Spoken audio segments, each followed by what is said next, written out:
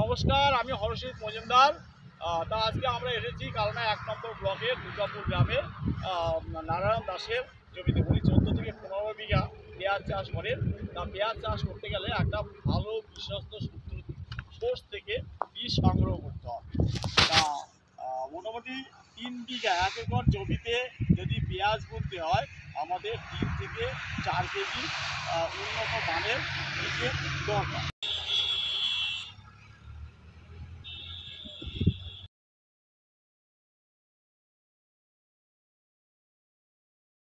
Foot লম্বা হবে এবং 4 ফুট চওড়া হবে এরকম। আর মাঝখানে দুটো বেডের মাঝখানে 1.5 ফুটের একটা জল সেচের নালা থাকবে। এইরকম 8টা বেড তৈরি করতে হবে। প্রত্যেকটা এই যে 20 ফুট বাই 4 ফুট যে বেডগুলো, প্রত্যেকটা বেডে আমাকে 3 ঝুড়ি ভালো পচানো গোবর সার যদি না থাকে তাহলে আমাকে 15 কেজি করে কেঁচো সার প্রত্যেকটা বেডের জন্য। তাহলে 8টা বেড হলে কত হয়, 120 কেজি সার লাগবে। 1 মাস আগে সেই বীজতলাটাকে ভালো করে একটা কোদাল হোক বা ট্রাক্টর হোক বা পাওয়ার টিলার হোক চাষ দিয়ে জমিটা ফেলে যাবে। যদি বৃষ্টি হয়, রোদে হয়, ওই মাটিটা মরে যাবে। ঠিক যারা বীজ বপনের 1 সপ্তাহ আগে ওখানে মাটিটা আবার সুন্দর করে কুপিয়ে ওর মধ্যে যে আগাছা থাকবে, তারপর যদি কোনো ইট বা এই ধরনের কিছু থাকে ইনার ম্যাটেরিয়াল, সেগুলো ওখান থেকে বাদ দেবো। আগাছা যদি গোড়া পোড়া থাকে সেগুলো বাদ দেবো দিয়ে মাটিটাকে আমরা ঝুরঝুরে করবো। 50 কেজি গোবর সার নেবো। তার মধ্যে একটা উপকারী ছত্রাক ট্রাইকোডার্মা ভিরিডি, সেটা হচ্ছে আমরা ওর মধ্যে 500 গ্রাম নেবো। আর একটা হচ্ছে একটা উপকারী ব্যাকটেরিয়া যেটা সিউডোমোনাস ফ্লোরেসেন্স, এটা 500 গ্রাম নেবো। নিয়ে ওই 50 কেজি গোবরের সঙ্গে ভালো করে মেশাবো।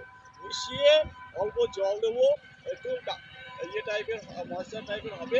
সেটা একটা ছায়া ঘরে আমরা 7 দিন মতো রেখে দেবো। এখানে কী হবে, আমাদের ওই উপকারী ছত্রাক এবং ব্যাকটেরিয়ার সংখ্যাটা 10 গুণ বেড়ে যাবে।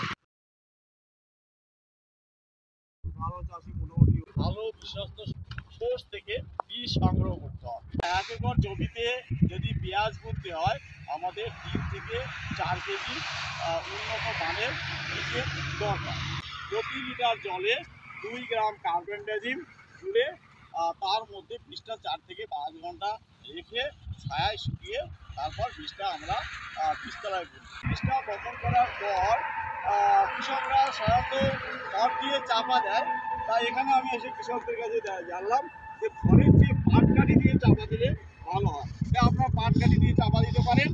আর বীজ শোধন করলেও আপনি ঝাড়ি দিয়ে কিন্তু ওই এর উপরে জলটা দেবেন। সেটা হচ্ছে প্রতি লিটার জলে 2 গ্রাম কার্বেন্ডাজিম গুলে আপনি 1 দিন পর পর বীজতলায় জল দেবেন। দেখা যাবে 3 থেকে 4 দিনের মধ্যে আপনার অঙ্কুর হয়ে চারাটা উপরে উঠে আসছে।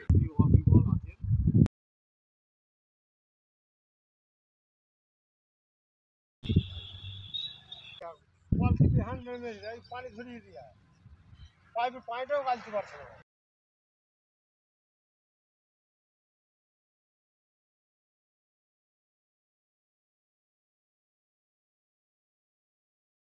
মাটিটা কিরকম হওয়া উচিত, একটু দোআঁশ, বেলে দোআঁশ হলে ভালো হয়। বালির পরিমাণে একটু থাকতে হয়। এরকম মাটি একদম পুরো মেটেল হতে হবে। কিন্তু আমি চারাটা লাগাবো গিয়ে এঁটেল মাটিতে পেঁয়াজটা ভালো, তাই তো। বীজতলার জমিটা কিন্তু বেলে বা বেলে দোআঁশের মাটি হবে। কিন্তু মেন জমিতে যেখানে আমরা বীজ চারাটাকে লাগাবো সেই জমিটা যদি একটু এঁটেলের ভাগ বেশি হয়, এঁটেল মাটি হয়, সেই মাটিতে কিন্তু পেঁয়াজটা সবথেকে ভালো হবে। মাটি নেই, তার মধ্যে 50 ভাগ থাকবে জল আর বাতাস, আর 50 ভাগ থাকবে জৈব ও অজৈব পদার্থ। যদি এরকম পেঁয়াজ বা আলু চাষ হয় সেই 50%-এর মধ্যে বাতাস 30%-এর কাছাকাছি আছে, আর জলের পরিমাণ থাকবে 20%। যদি জলের পরিমাণটা যদি 10% নিচে যায় তাহলে কি হবে, আপনার পেঁয়াজ বা আলু ধরতে সুন্দর। মাটি ময়েশ্চারের পরিমাণটা 10%-এর উপরে সবসময় রাখতে হবে। বুঝতে পারছেন, কিন্তু 20% বেশি রাখা যাবে না। তাহলে কিন্তু আবার ওয়াটার লগিং হয়ে গেলে এই আলু বা পেঁয়াজের ফলন কমে যাবে। পেঁয়াজ কিন্তু পেঁয়াজের জমিতে মাটিতে ময়েশ্চার থাকতে হবে, কিন্তু অতিরিক্ত ময়েশ্চার হলে কিন্তু পেঁয়াজের গ্রোথ ভালো হবে না। জল দাঁড়াবে এমন জমি আমাদের সিলেক্ট করতে হবে, এবং জল যদি কোনো বৃষ্টি বা কিছু হয় সেই জলটা বের করার মতো আমাদের উপযুক্ত ড্রেন রাখতে হবে। আর যদি পেঁয়াজ লাগানোর পর যদি সেই জায়গাটা মাটিটা যদি শুকিয়ে যায়, তাহলে কী হয়, পেঁয়াজের একটা টান হয়। তারপরে যদি আমরা জলটা দিই, তাহলে পেঁয়াজের যে স্কেল থাকে, শল্কগুলো থাকে, সেগুলো ফেটে যায়। সেই জন্য কোনো ক্রমেই পেঁয়াজের জমিতে কিন্তু একবার খুব ড্রাই করা যাবে না, আর বেশি জল থাকাও যাবে না। এইরকম জমি সিলেক্ট করতে হবে। মাটিটার কিন্তু যদি অধিক অম্ল হয় বা অধিক ক্ষার হয়, সেইখানে কিন্তু পেঁয়াজের সাইজ ভালো হয় না, এবং পেঁয়াজ হতে কিন্তু একটু দীর্ঘ সময় লাগে। সেই জন্য আমাদের মাটির পিএইচটা 5.8 থেকে 6.5 এইটায় থাকলে ভালো হয়।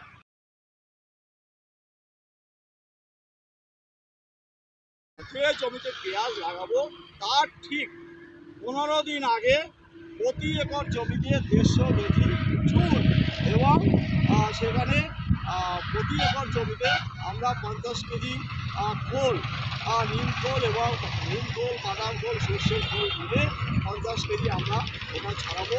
আর যতটা পারি গোবর সার ওখানে দিয়ে ট্রাক্টর বা পাওয়ার টিলার দিয়ে চাষ দিয়ে 1 সপ্তাহ রেখে দেবো।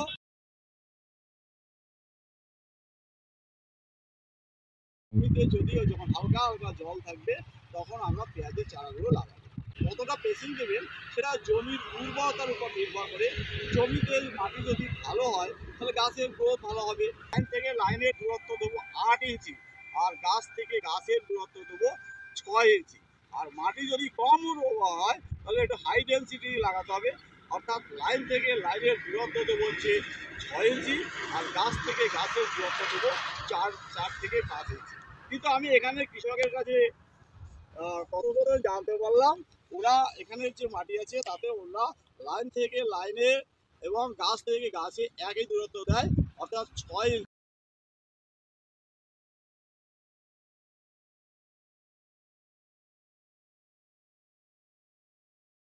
জমিতে আগাছা হয়, এই আগাছার জন্য প্রচুর শ্রমিক লাগে। একটা ভালো আগাছা নাশক আছে, এখানকার কৃষকরাও আমি কথা বলে জানতে পারলাম ব্যবহার করে, সেটা হচ্ছে অক্সিফ্লোরোফেন।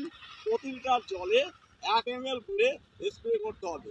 পেঁয়াজ লাগানোর 5 দিনের মধ্যেই কিন্তু স্প্রে করতে হবে, 5 দিনের পরে স্প্রে করলে কিন্তু ভালো কাজ হবে না।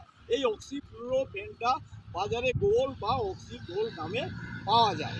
তাহলে এখানে কিন্তু ওই 5 দিনের মধ্যে ওষুধ স্প্রে করা, আগাছানাগুলো স্প্রে করা একটু কঠিন, কারণ মাটিতে কাদা থাকে।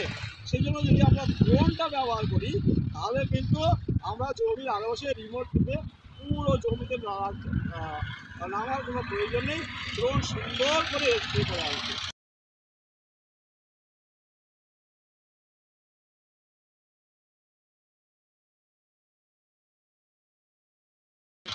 রাসায়নিক সার খুব ক্রাইসিস হয়ে যাচ্ছে, এবং রাসায়নিক সার এত পরিমাণে দিলে, এত সার, যা সারের দাম হয়েছে, আপনি দেবেন কোথা থেকে?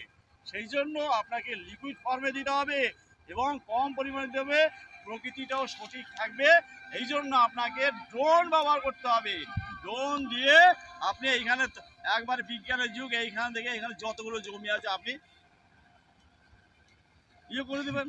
হ্যাঁ, 10 লিটার জলে 3 বিঘা জমি স্প্রে করে দেবেন, এবং এটাই আসছে। হ্যাঁ, উপর থেকে পড়বে, আর এখান থেকে রিমোট কন্ট্রোল করবে।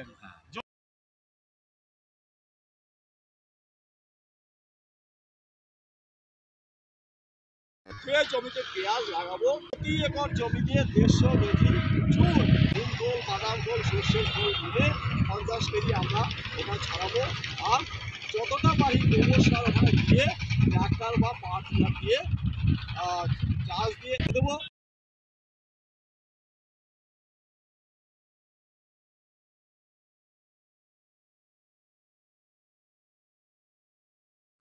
রাসায়নিক সার হিসাবে প্রতি একর জমিতে 36 কেজি নাইট্রোজেন, 24 কেজি ফসফেট এবং 24 কেজি পটাশ দিতে হবে।